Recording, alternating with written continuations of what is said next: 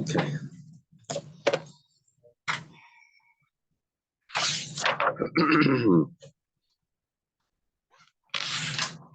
We're holding on the bottom of Yud Aleph and Mid Aleph Gufa. Okay, thank Hashem that we're able to learn Torah every day. In this course of our learning, we should have Beis Hamikdash immediately. So Gufa.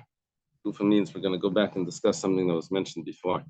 What was mentioned before? We were discussing where does Beis Shammai get the opinion that it needs to, when if a man marries betroths a woman, it needs to have a certain value.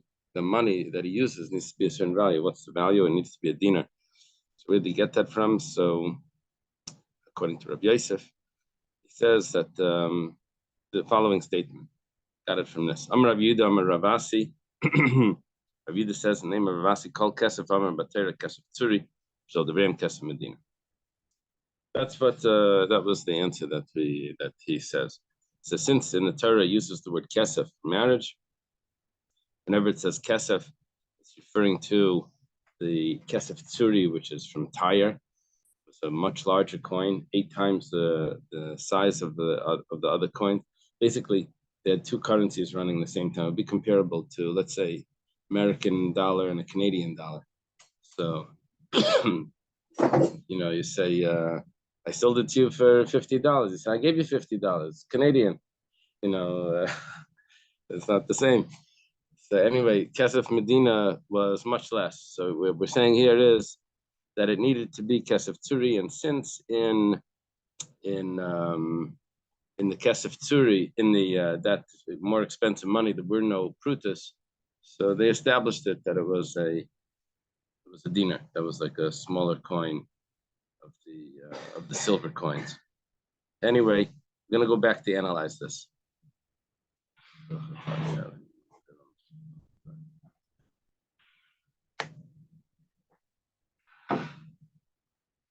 Basically, if the Torah says the word kesef, which means silver or money, it's referring to the dinar, which would be the smallest amount of money in the kesef tzuri, in that currency.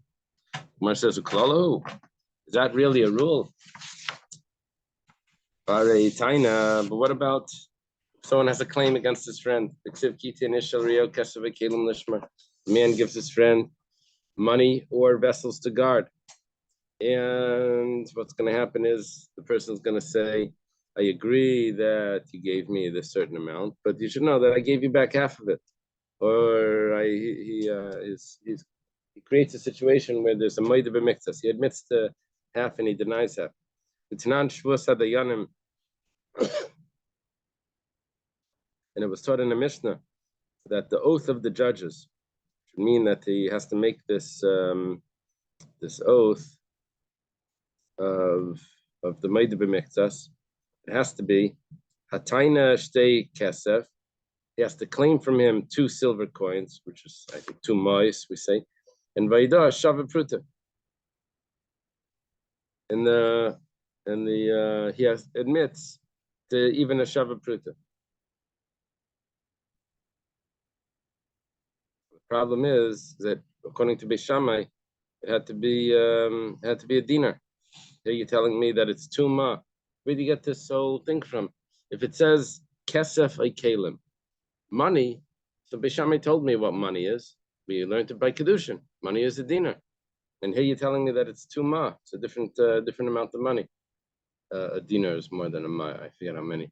Maybe there's 2 ma in a dinar. Maybe 4 ma in a dinar, whatever. No, I think there's 6 ma in a dinar. No, it's in the same currency, but how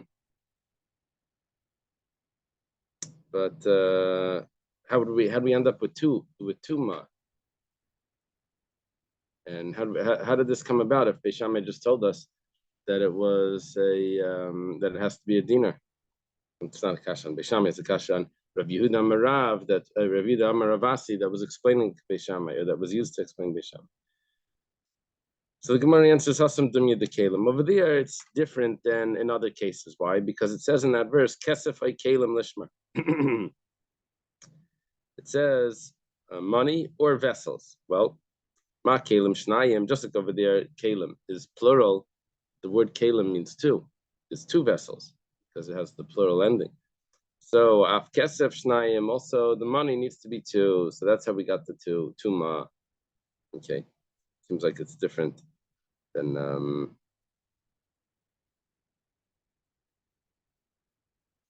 still different than a dinar, no?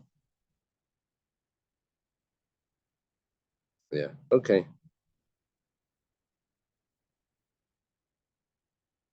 Rashi's pshat is that not to make this distinction between the ma and the dinar. The second pshat with Rabbi Sinu Mefarshim is that you said before it's a dinar, now you're saying it's a ma. But Rashi rejects that pshat. He says you said before that it's one kesef would just mean one coin. Now he's telling me that it's two coins. Okay. Gemara says now that it continues with this analogy, with this comparison between the vessels and the coins. The same thing works the other way. That if someone comes to court and he denies, it was said that I gave you two vessels to guard, and he admits to one and denies the other. So it needs to be a davar chashuv. It can't be something. It needs to be something significant. It can't be an insignificant vessel. It can't be just a needle, two needles. Right? That's what we learned from this. So we have the comparison both ways. When it comes to money, it needs to be two coins. When it comes to vessels, it needs to be significant. Gemara says, what about for a ma'aser? It says that you should wrap the kesef, the money, in your hand, and you should bring it to Yerushalayim. Talking about ma'aser sheni. And okay, so you know what we use the word kesef, utanan, and we have a mishnah. It says apirit salami ma'aser sheni. What happens if even the coins are too heavy? Why? Because he has copper coins. What happens then? He has copper coins, and he wants to switch them to. You see, what happens is he takes 1/10 of his produce. Thank you. Takes 1/10 of his produce, and that he gives to the Levi. And he takes another 10th, and he's going to take it to Yerushalayim. It's called Ma'aser Sheni. Problem is that to schlep it to Yerushalayim, it's very heavy. You can't schlep all this produce, so he switches it for money, for kesef. But the problem is that kesef, according to Beis Shammai, according to Rav Yehuda Amar Ravasi, was a dinar. And now we're saying that, let's say he has too many prutas, too many copper coins, he can switch those for a dinar. How do you even get it? How did he exchange the produce for the copper coins? The Torah says you exchange it for kesef. You couldn't even have copper coin. If kesef is literal, only the coin that we're referring to here, which is the silver coin, kesef tzuri. So how do you end up with the prutas that you're even now have to come and exchange it?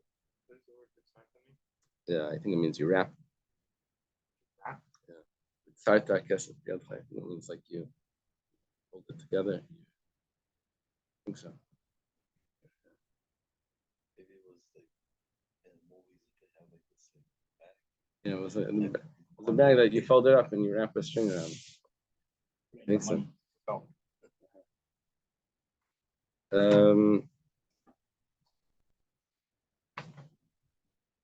So the Gemara answers for this. It says kesef, hakesef riba. Over here we have a special pasuk. It says kesef twice. So therefore,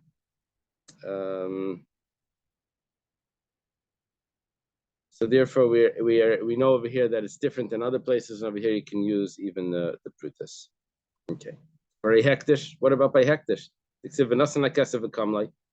says that if someone was redeeming hektish, something that's consecrated, he's redeeming it. So it says he has to add an extra fifth. Shmuel says that hektish, that's the value of a mana, that's 100 coins, that was redeemed even with a small coin, it's already considered redeemed. Because it doesn't have to. The redemption is not necessarily the actual value of the hektish. It could be that it's just transferred over to another coin. And over there, it's chilay al shava pruta. He used the pruta according to Shmuel. A pruta wasn't even kesef. It says v'nosana kesef. Now you're saying use a pruta. Well, hasam nami kesef yalaf ma'aser. Over there we learned kesef for ma'aser. Ma'aser we already said you can use a pruta.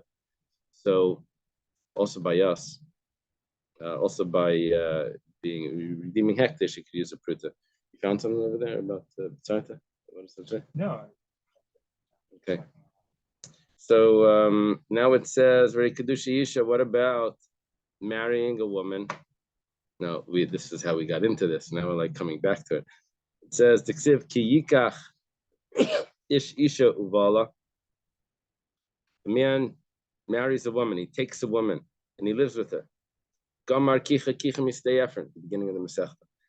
And we learn from the verbal analogy kicha from the field of Ephron, which means from the field that Avram bought to bury his wife Sarah. Utanan, and we have learned in the Mishnah. Basil Lyman Pruta B'Shava Pruta. Basil says that how much money do you need to marry a woman? A pruta. Name of Ravasi Damar Shamai. According to Ravasi, according to Rabbi Yehuda, in the name of Ravasi, you need a dinar. It's funny because that's exactly what we use to explain Beis Shammai. Now the Gemara says, "Oh, do you mean that they hold of Beis Shammai?" I mean, I saw this question coming right away. It says, this was our explanation for Beis Shammai. Tamayu de Beis Shammai could Rabbi Yehuda Maravasi. Then we went through and we tried to analyze it, and now we say, so that means they hold of Beis Shammai. What about Beis Hillel? Shouldn't they be following Beis Hillel? How much is a pruta? I think a pruta is like the size of a grain of barley worth of silver, but it's not in silver, it's copper. It's the value of that copper. It's the smallest possible coin. Hadn't you mentioned that they did half a shekel, yeah.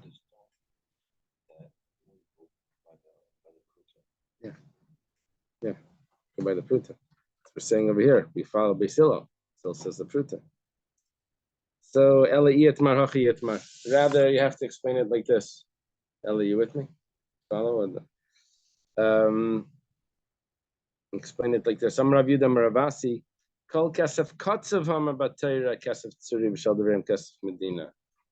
Any set amount that the Torah tells us. What does it mean? The Torah tells us set amount. So, for example, a man rapes a girl,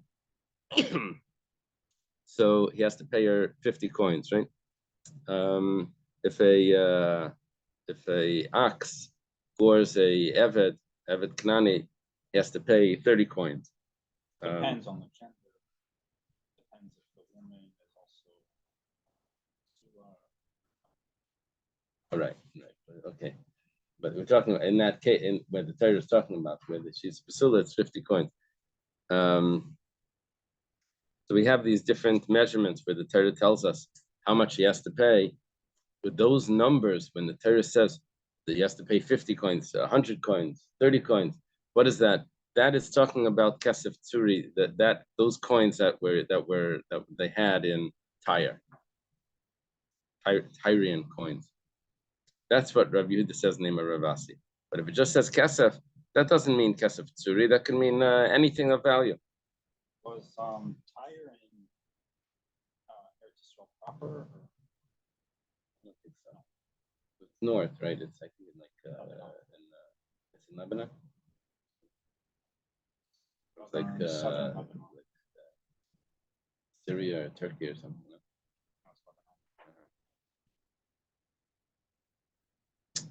Okay. It's in Lebanon. They were a big commercial center also, I think. Also, maybe that's why they're connected with money. Right now, it's called Beirut, maybe. Oh, really?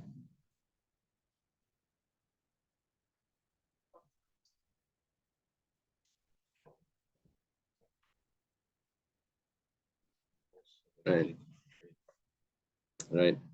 So the Gemara now says, Micah Mashmalan, where it says, what is Micah Mashmalan Tanina? What is Rav Yehuda, the name of Ravasi, coming to teach me that when the Torah gives me an amount of of coins, that it's referring to Kesef Tzuri? I know that from a Mishnah. What does the Mishnah say? It says, Chomesh Shloim shall ben. Chomesh Shloim shall ben. That means Pidyon Ben. It's done with 5 coins. What's the value of those 5 coins?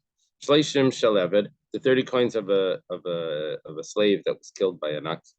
Chamishim shel oines v'shel nefata, the 50 coins of a young girl that was raped or seduced. Meya shel meitzi shemra, the 100 coins that the man has to give if he says that his wife wasn't a virgin, she really was. Kulam b'shekel hakodesh manatzuri, all of them have to be with the holy coin, which is b'manatzuri, in the currency of Tzur. So what do I need Rav Yehuda Ravasi, who's an Amoira, to tell me that it's referring to the currency of Tzur when I have a Mishnah that says that? It was from a Mishnah. I mean, the Torah just says Kesef. The Torah says Kesef, right?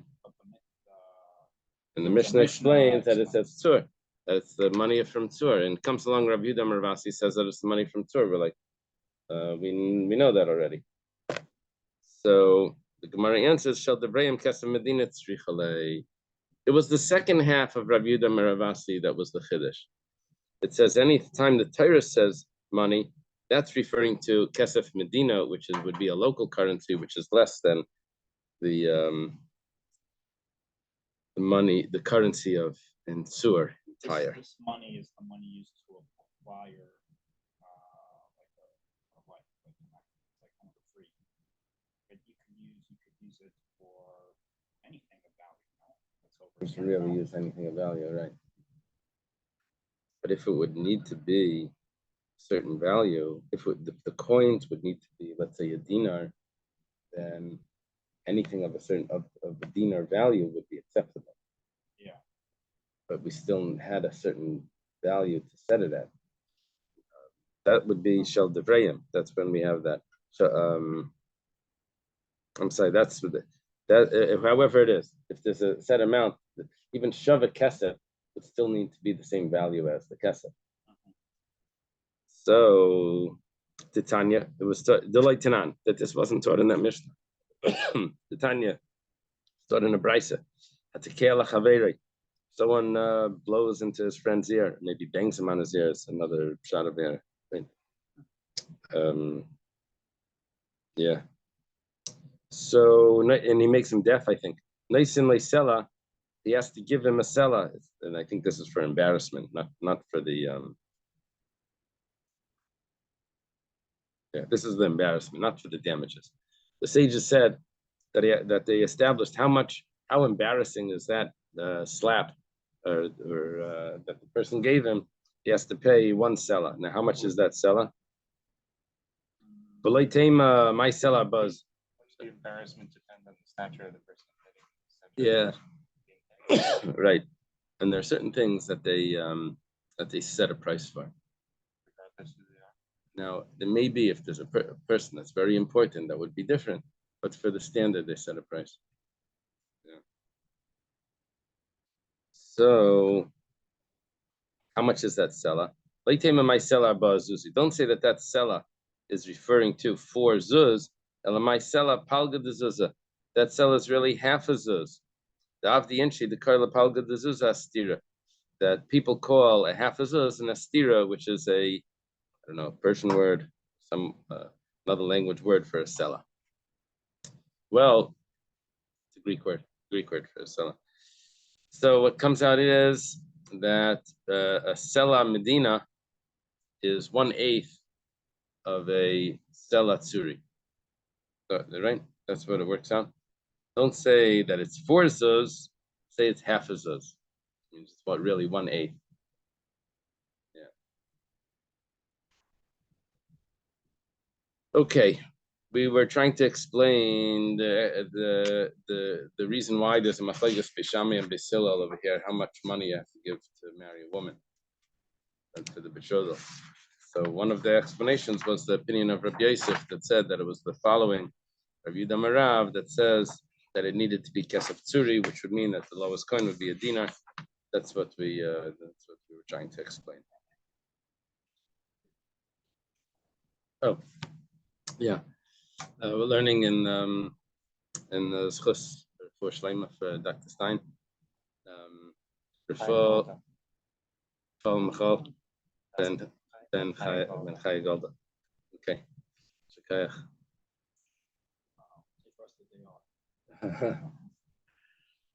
Okay.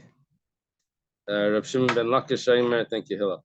Shimon ben Lakish Eimer, Reish Lakish says, Tamau de Beishamai Kedechizkia. Another explanation for Beishamai that has the higher amount of how much it requires to marry a woman. Damar Chizkia Amakra Behefta. We're going to get a little bit, we're going to digress a little bit over here until we get to the main point. The main point is going to be that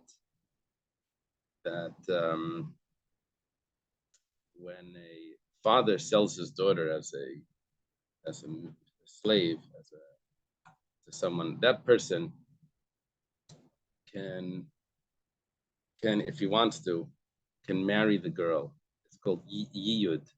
He can designate the girl for himself or for his son. Now, and he doesn't even need to give her money to do that. The money that he gave to buy her as a slave in the first place, that money could be considered the Kiddushin money.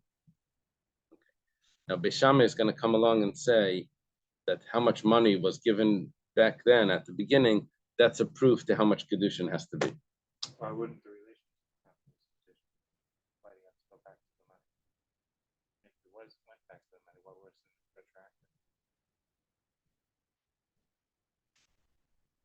He had a choice. He doesn't have to marry her.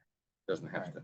If he does, we consider that money that was given as Kiddushin. Right? Retroactive, we should have married all this time. Does it go retroactive? Could be. I don't know. Makes sense. So what's the what problem? About the case of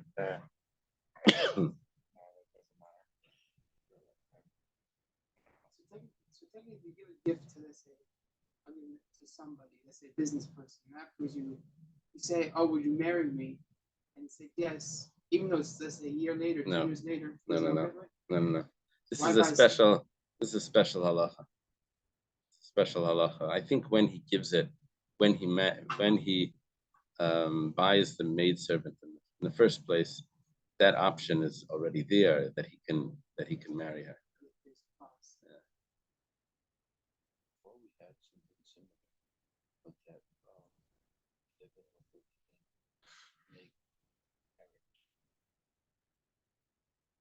That was by a non-Jewish slave. Yeah, here a Jewish slave girl. It's called the Amma Hevriya, the Jewish slave girl. Okay, so it goes like this. That's how it's going to conclude. But meanwhile, it starts off the hefta. The hefta means that if somehow she comes up with money, she can buy her freedom. She can redeem herself. Yeah, that means that she was bought for a certain amount of money. She comes up with some money somehow. I don't know. Somehow she gets some money. She goes to her master and she says, "I want to buy myself free. Here, take this money," and she can go free. Malame, this teaches us what would you do? You would have to see how long was she bought for. Let's say she was bought for 6 years. So how much was the payment then? Payment would be 6 coins.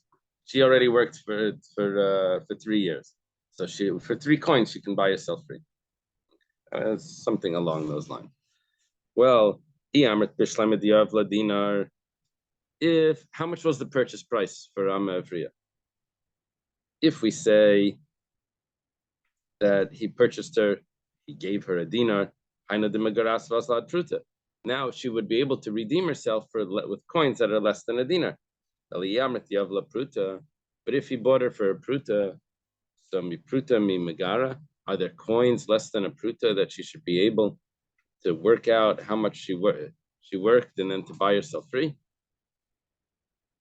Gemara says, "V'dil mahachi kamar rachmana. Hichad yavla dina tigrad pruta. Hichad yavla pruta le tigra klal." Maybe you're right. Maybe that's exactly what the Torah is saying. That if she was purchased for an amount of money that was a dinar, then you have lesser coins that she could give as change to buy herself free. And if you don't, if she was purchased for a pruta, then she can't buy herself free.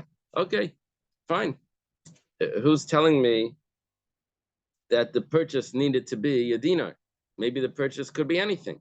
And so how does she buy herself free if it's less than, if it's only a pruta? Because she would have to calculate how much time she would work, and there's no coins less than that. I say, okay, so over there she can't buy herself free. Fine. Gemara says, or maybe she just doesn't have to pay anything. Maybe she just goes free automatically. No, that wouldn't make sense. No, she just decides to go free. She doesn't have to pay. Uh-huh. Something else. She could use grain.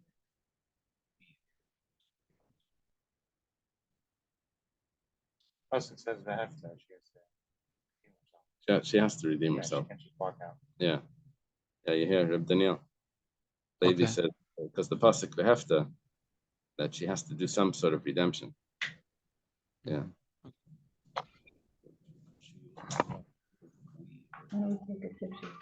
Yeah, I don't know. Why? How come the Gemara doesn't think that maybe she could use wheat or something?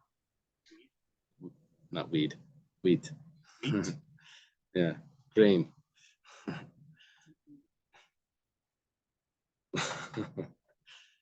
Okay, so we're on top of Daf Yomi Warriors. The Gemara says, don't think like this, that really she could redeem herself if it was a larger coin. And if it's a lesser coin, then she can't redeem herself. Don't think like that. Because dumya the yiyud, it needs to be comparable to yiyud. My yiyud, what was yiyud? Yiyud was when the father, the master, or the son designates this girl as a wife. It's an interesting halacha. Even though you don't need to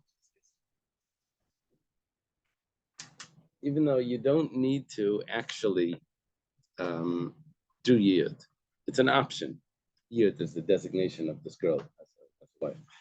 When you purchase her as a slave, a Jewish slave, Amma Hevriya, the Jewish slave girl, could be designated to the master as a wife. You don't have to do that, but you can. The option is there.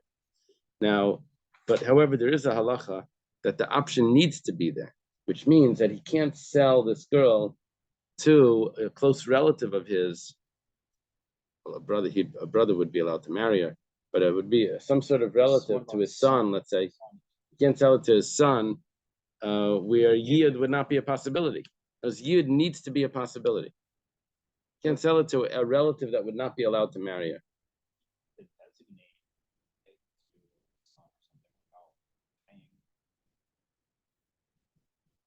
But he can't be, a Jewish slave girl cannot be sold to a close relative that yiyud would not be possible. That means that you have to set it up in a way that you have to only sell to someone that's not a relative, so that yiyud should be possible. If that's the case, then how could you suggest that if she sold for a dinar, then you're saying that close relative because it would be an improper marriage. Right, exactly. Right?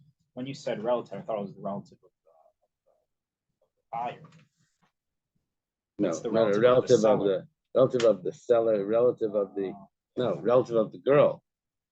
Yeah. The father can't sell it to his own relative or a relative of his daughter. Yeah.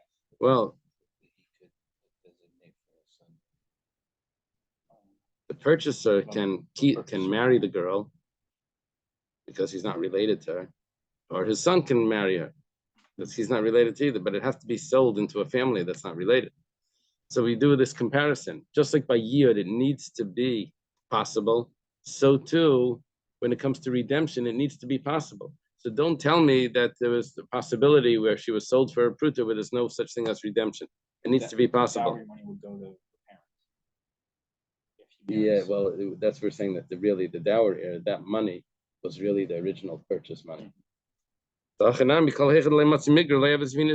say the same thing. If you can't do the redemption, then we would say that you don't agree.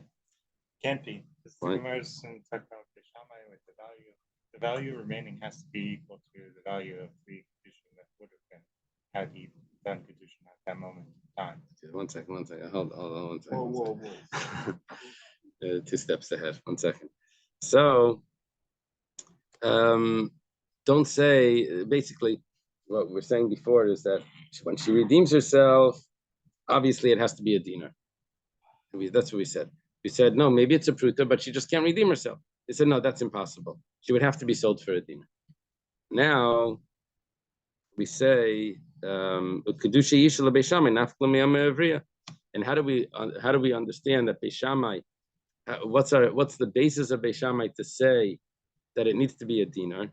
So just like an amavriya bepruta, like makanya, you can't acquire her with the pruta. Why? Because you won't be able to redeem her. She needs to be able to be redeemed, or else it's not even a sale. The whole sale is only valid if you're able to redeem her. Just like the whole sale is only valid if you're able to do yiyud, to marry her. So it needs to be more than a pruta to be able to redeem her.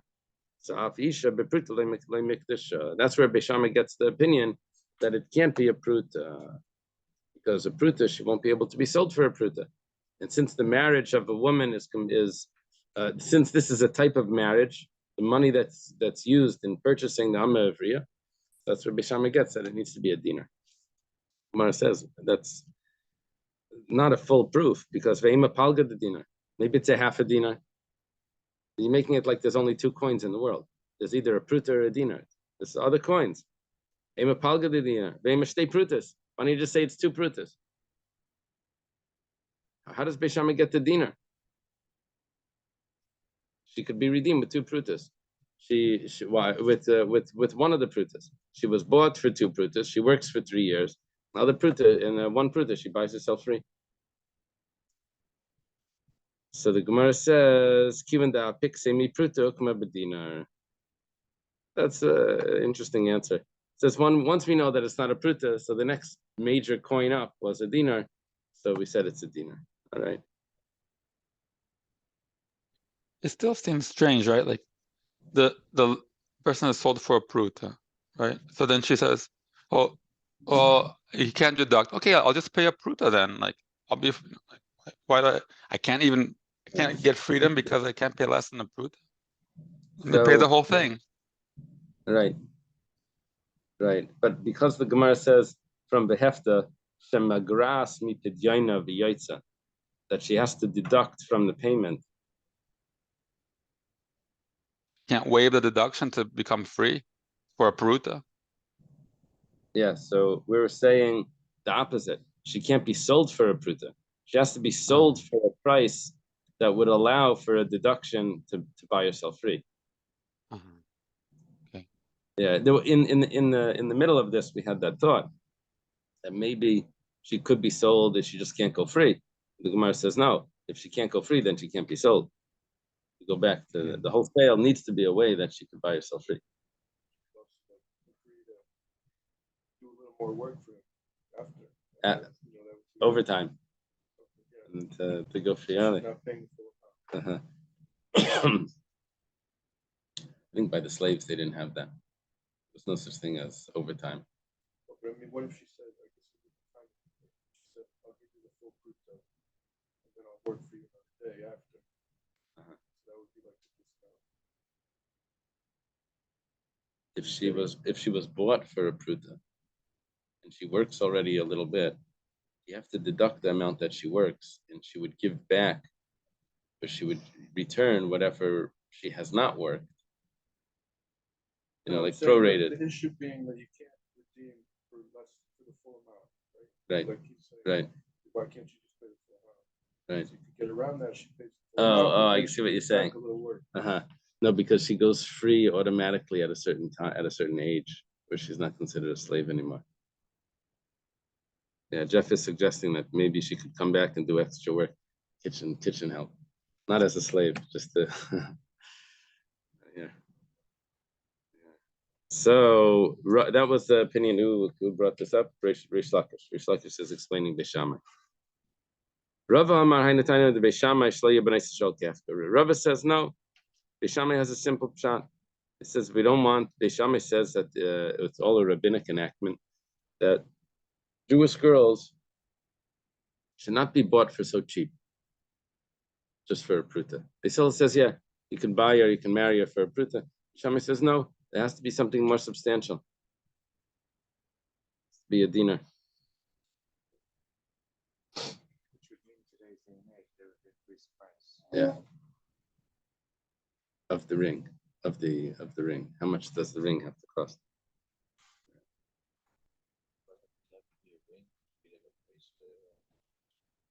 Theoretically, it could be. For some reason, the tradition became a ring.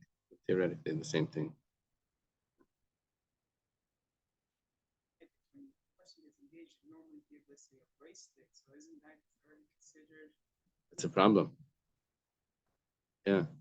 You usually give, let's say, by the engagement, you usually give something. Right. Isn't that why they use diamond rings? So that all the things that before was diamond. So what they do is nowadays, I don't know, like all the different customs, but the diamond ring is given after the wedding, like in the yichud room or something. He gives her the diamond ring if she's going to have a diamond ring after the wedding. Yeah, what's the pshat in the jewelry that they give at the l'chaim? They're not. That's looks like a little bit partial marriage. No. Isn't that the reason for the custom that isn't that the reason for the custom that gifts come from the chassan's mother? Very good. That's the teretz. That's the answer. Very good. Ram Naftali has given the answer. That you make sure that the gift doesn't come from the chassan, it comes from the chassan's mother.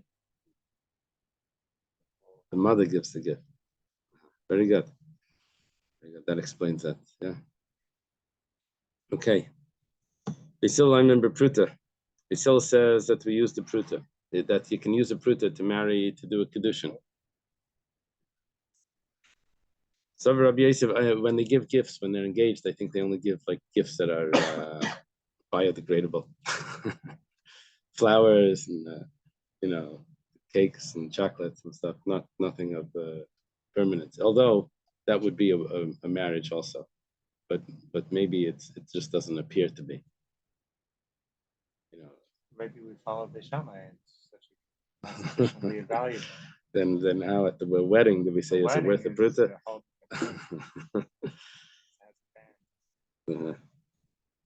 Okay, Savar Rabbi Yosef Lameimar Pruta called Rabbi Yosef. His understanding of this is that it doesn't matter actually how much it's worth. It's whatever the smallest coin is in whatever generation it is. It's any type of pruta. Amalei Abaya says no. A pruta is a set amount, which was set an old standard coin, and it has to match that pruta. Amalei Abaya v'alaktani kamei pruta. We have a mishnah. How much is a pruta? Maybe it's brisa. How much is a pruta? Pruta is echad mishmeina b'isur italki. It's 1/8 of an isser. 8 prutas in an isser, an Italian isser. Maybe we'll say that's only at one time in the generation of Moshe, in the generation when the Torah was given. That's the value. But nowadays, then whatever the pruta is in the regular currency, and Rabbi Yosef is correct that a pruta could be any coin. When Rav Dimi came, Rav Dimi was one of the travelers. He said that Shir Rav Simai b'dayrei kami pruta. Rav Simai evaluated how much is the pruta, and he said echad mishmeina b'isur italki. He said basically there was a story where someone married a girl. He gave her a coin or something of value that was less than 1/8 of an isur italki, and came along Rab Simai and said that the marriage wasn't considered a marriage. And when this girl, I think, had married someone else, married 2 people, the first guy gave her the too little, and she accepted conditions. He said the first marriage wasn't good, wasn't enough money.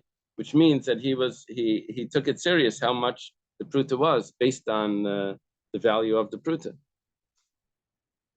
Well, the v'cheinas v'chiyasa Rabban Rab Destoy Rab Yanai Rabbi Chiyasa Ravin Amar, he said, Rab Destoy Rab Yanai Rabbi Shir Kama v'Putech and Mishisha B'Srei Tal. Ravin says that it's 1/6 of a Italian Isser. Okay, whatever the case is, it's not whatever we want, whatever the small coin is today, whatever the value of a penny is.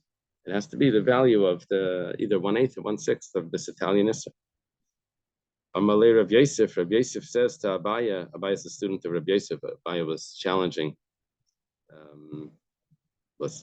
Rav Yosef, and Rav Yosef said that the pruta could be anything. Abaya says no, it needs to be a set amount. Rav Yosef says Yehachi Hainu de Tanina. He says if that's the case, that it needs to be a set amount, and that's the pshat in this brisa. It's a brisa in the Teres Chainim that says kama prutis b'shnei slime. Let's calculate how many prutas there are in 2 sela.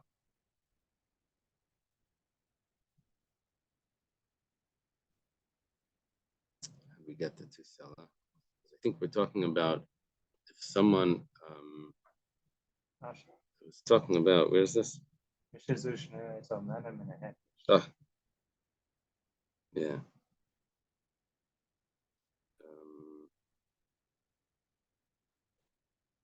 I know the Tanina, there's Tzeva Chashev. Where's that Rashi? Rashi Lahava.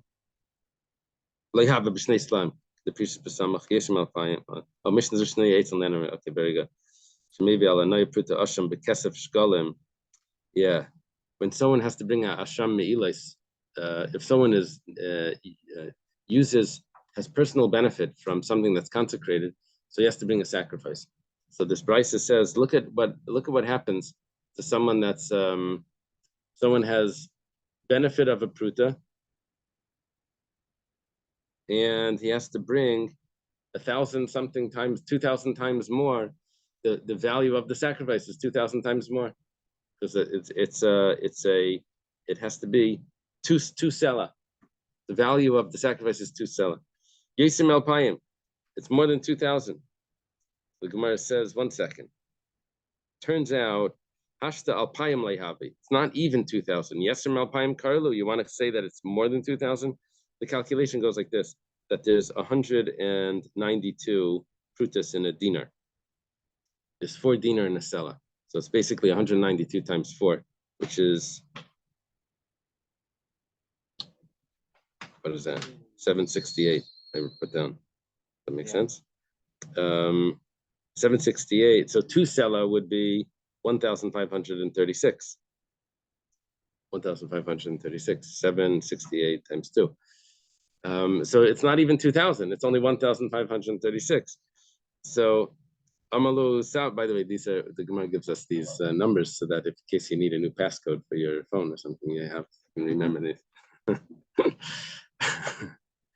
So Amalu Saba. So this older person there said, is that Reb Daniel said Eliyahu Navi? Ana Tanina Karav Lal Payim. I said that it's only close to 2,000. 1 second. Safe. Alpha v'chamish me'as etlasim v'shita have it. It's only 1,536 kudahavyan, and it's not even close to 2,000. It says, well, kima de nafkulumi palga karav lal payim karale. Since it's more than 1,000, since it's more than half past the first 1,000, so we already call it that it's closer to 2,000. It's 1,500. We say that's 2,000. He's rounding up. Yeah, it's rounding it off. Okay. I guess we'll have to leave it here. We're up to Gufa. Okay. Have a good Shabbos, everyone.